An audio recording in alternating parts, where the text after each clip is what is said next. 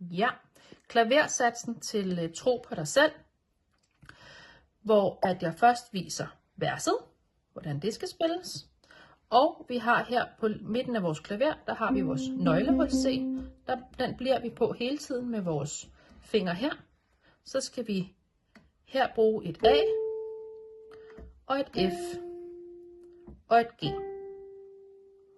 Og verset det ser sådan her ud. Og C'et bruger vi hele tiden, og vi skifter mellem de her tre. F og G. Her igen.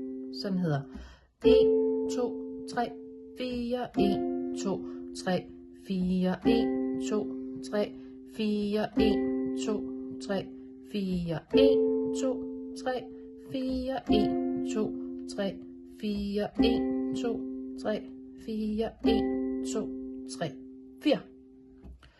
Så er der omkvædet fuldstændig samme toner igen, de samme tangenter, men nu skal vi kun tælle til 2. Stadig i 4 takter, men 2 gange på hver. Og det ser så sådan her ud.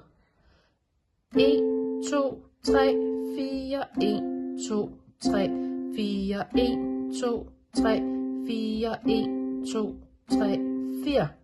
Og det er altså til vores omkvæd. Hvis man synes, det er for svært at skifte så hurtigt, så kan man spille nøjagtigt det samme som i verset. Men nu viser jeg det lige en gang til, så kig godt efter. Starter på A her.